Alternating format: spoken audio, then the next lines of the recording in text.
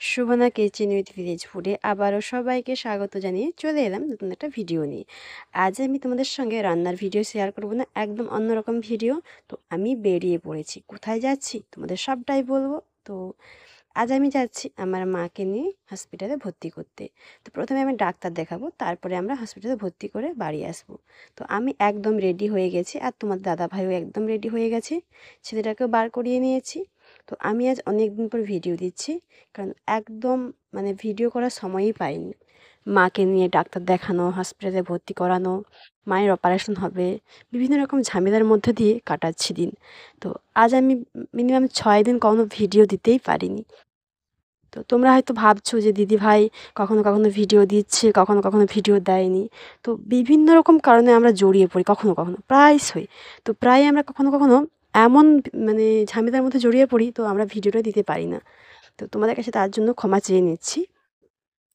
আর তোমরা অবশ্যই আমার পাশে থেকো। সত্যি কথা বলতে আমরা ইউটিউবে এসেছি একটা কারণে, আমি সেই জার্নিটা শেয়ার করেছি তোমাদের সঙ্গে।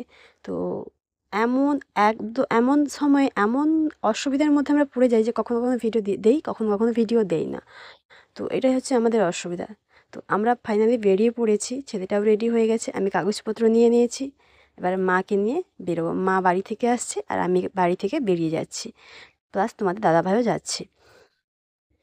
তো তোমাদের সঙ্গে আমি পুরোটাই শেয়ার করবো, তোমরা পুরো ভিডিওটা দেখতে থাকো। তো আমার ছেলে বলছে, মা আমি সেন্ট মাখবো, গায়ে ভীষণ গন্ধ করে গরমে, তাই ওকে একটু সেন্ট মাখিয়ে দিচ্ছি, আমি একটু নিজেও মেখে নিচ্ছি। তো একদম ও সেন্ট ছাড়া কোথাও বেরোবে না। তো ফাইনালি আমরা একদম রেডি হয়ে গেছি, এবার আমরা বেরিয়ে পড়ব। তো ফাইনালি এবার আমরা বেরিয়ে পড়েছি, তোমার দাদাভাই বেরিয়ে রেডি একদম। আমি এবার একটু এগিয়ে যাচ্ছি ছেলেকে নিয়ে, দাদাভাই আসছে পেছন পেছন। তো ফাইনালি আমরা অনেক দূর চলে এসেছি। তো তোমাদের পুরোটাই শেয়ার করছি, আমাদের আশপাশটা কেমন তো একটু দেখাচ্ছি তোমাদেরকে।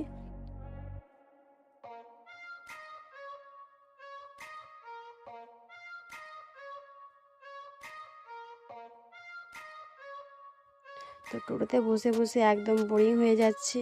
আমাদের প্রায় হসপিটালে পৌঁছতে 1 থেকে 2 ঘন্টা লেগে যায় আমাদের বাড়ি থেকে।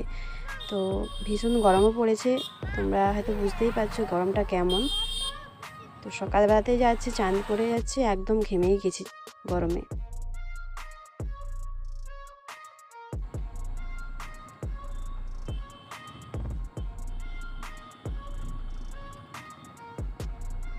আমরা টোটোতে যাচ্ছি, টোটোতে বেশ ভালো লাগছে যেতে, হাওয়া দিচ্ছে ফুরফুর করে।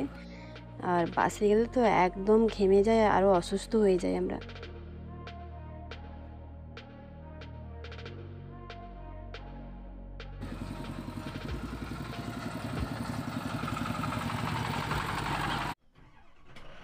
তো ফাইনালি আমরা হসপিটালে পৌঁছে গেছি, আমাদের হসপিটালটা দেখাচ্ছি কেমন। তো একদম যেমন কলকাতাতে পিজি, তো সেরকম একদম হয়ে গেছে, এখন চেঞ্জ হয়ে গেছে। তো এর আগেও আমরা এসেছিলাম, এত সুন্দর ছিল না। মা বাবা আর আমার ছেলেটা বসে আছে টোটোর মধ্যে, আর আমি আর তোমার দাদা ভাই দেখছি আশপাশটা কেমন, আর ডক্টর কোথায় বসে খোঁজখবর নিচ্ছি ঘুরে ঘুরে।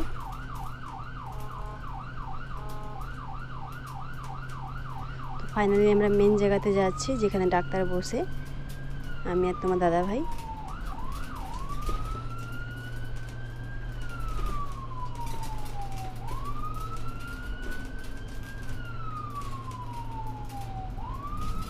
তো চলে এলাম এই যে 10তলা বিল্ডিংয়ের কাছে, এখানেই ডাক্তার দেখানো হবে। আর এখানে কিন্তু সমস্ত সুবিধা আছে, লিফটের ব্যবস্থা আছে, সিঁড়িরও ব্যবস্থা আছে, বেশ খুবই সুন্দর, আমার ভালো লাগে। আমার তো লিফটে চড়তে ভীষণই ভালো লাগে। তোমাদের কার কার ভালো লাগে অবশ্যই কমেন্ট করে জানাবে। দেখো কত মানুষের ভিড়, এখানে চলে এলাম, দেখো এত মানুষের ভিড়। তো প্রত্যেকদিন কত মানুষ অসুস্থ হচ্ছে, কত মানুষ আসছে যাচ্ছে।